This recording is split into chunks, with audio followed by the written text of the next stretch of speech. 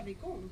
Välkommen till presskonferensen mellan Östersund och IFK Göteborg där Östersund vann matchen med 2-1. Med oss har vi Poya Asbaghi och Graham Potter.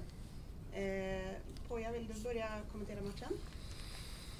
Ja, först och främst grattis till Östersund och grattis Graham. That you're gonna win football games again, I knew, but you could just waited one more game. Vi visste såklart att det var en tuff jäkla borta match. Att komma hit kanske är en av de tuffaste. Jag tycker ändå att vi börjar matchen väldigt bra och skapar ett par riktigt farliga lägen och försvarar oss väl i första. Även om jag tycker att uppspelsvägarna till Sema blev någorlunda förenkla i första och att han en del, trots att vi liksom pratar väldigt mycket om det, så lyckas han ändå skapa en del oreda. Så tycker jag att vi försvarar oss ändå väl efter det.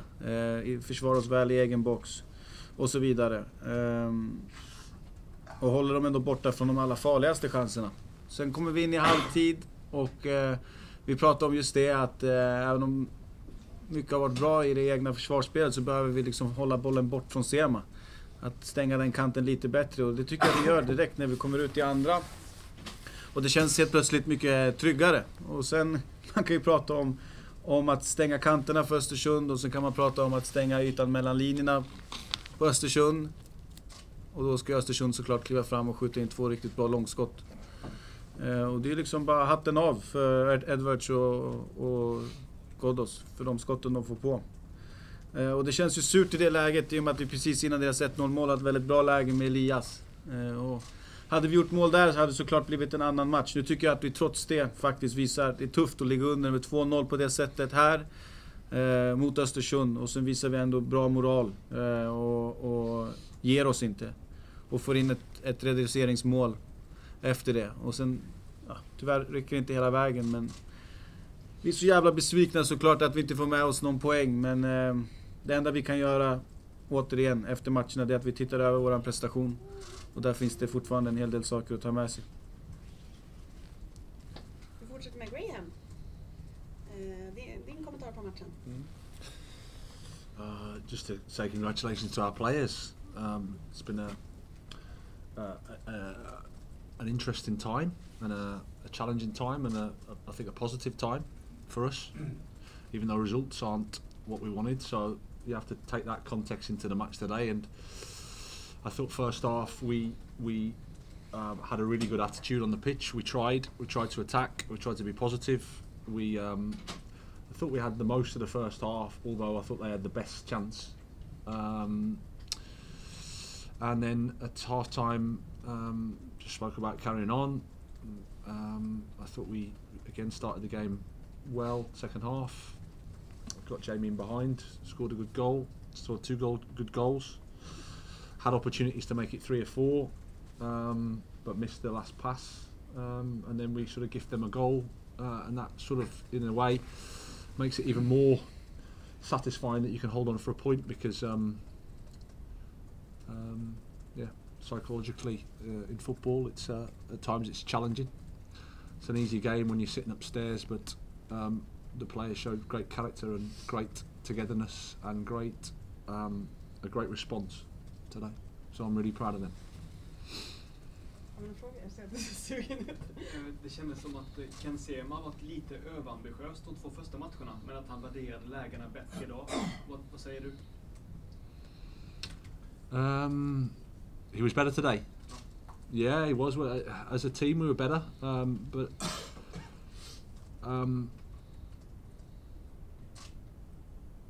that I think helps him. We had a better attitude. We had a better mentality today. We had a bit. Sometimes we can rely on him too much. I thought we attacked better as a team today.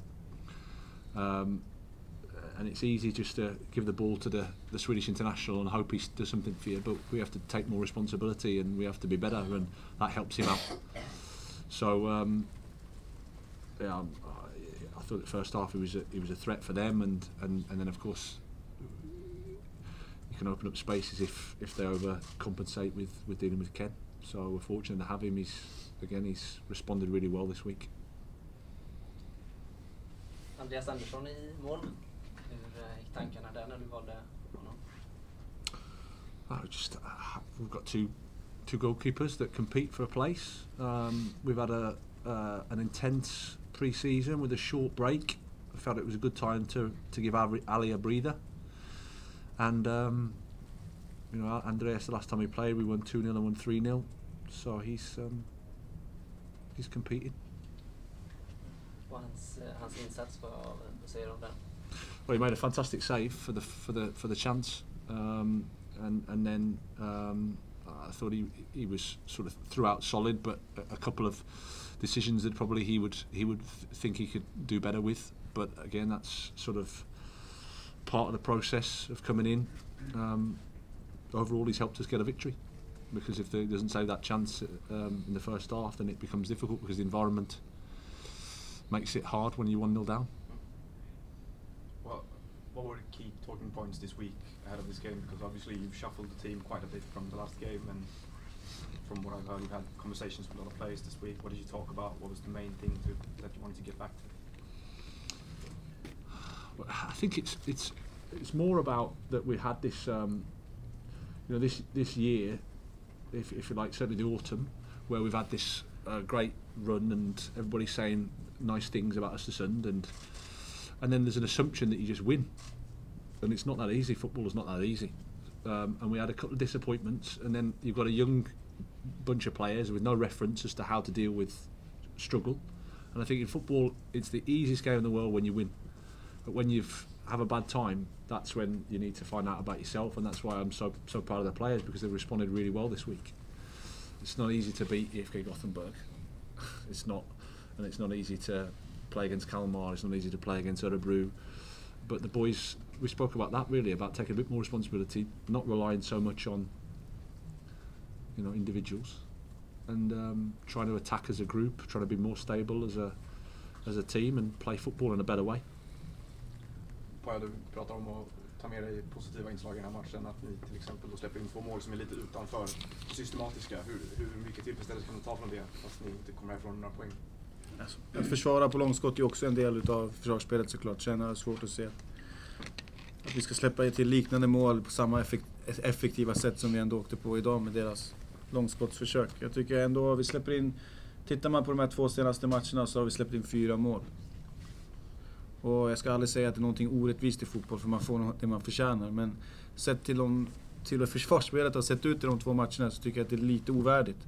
Det finns trots det en ganska hög läsnivå som jag tycker vi har visat upp under hela den här försäsongen. Och trots att det står liksom 2 på resultatraden där uppe, så måste vi ändå se över prestationen och se att vi försvarar oss ändå väl. Och i det försöker hela tiden ta kliv i vårat spel. Och det var som Tobbe sa där inne när han kom in och sa att fortsätter vi liksom tro på det här och fortsätter vi liksom rulla som vi gjorde idag, så kommer vi ha marginaler med oss sen, och jag kan inte göra någonting annat än instämma. Så du känner att du har spelarna med dig i den uppfattningen att de kan se prestationen mellan raderna här lite grann? Ja, men vi är en ganska duktig grupp att inte sväva iväg vid vinster och känna att vi är världsbäst eller faktiskt bli nedbrutna vid förluster, utan det är upp till media och det är upp till folk i omgivningen att göra. Inget illa menat, men de ser ju såklart resultat och utvärderar alltid efter det.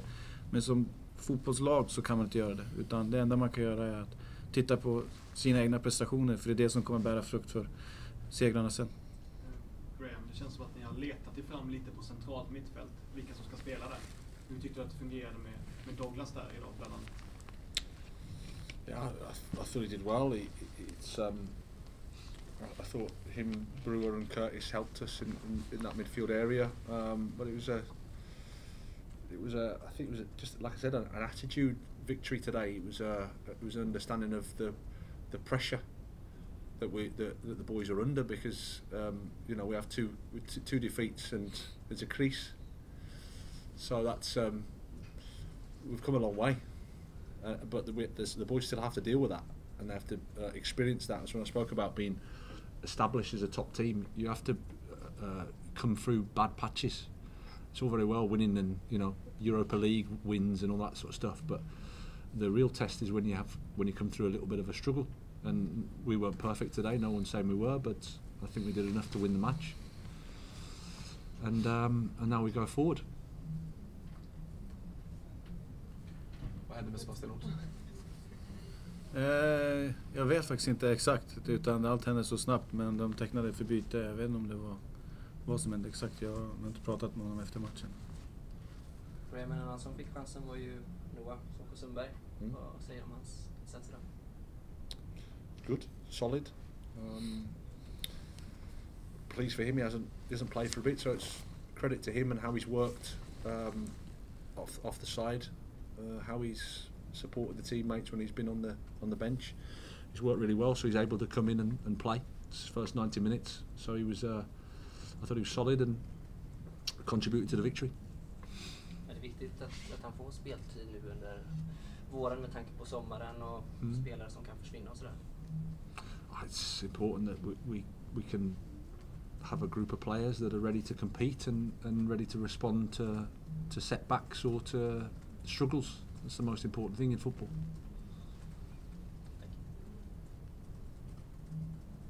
Känner vi oss nöjda?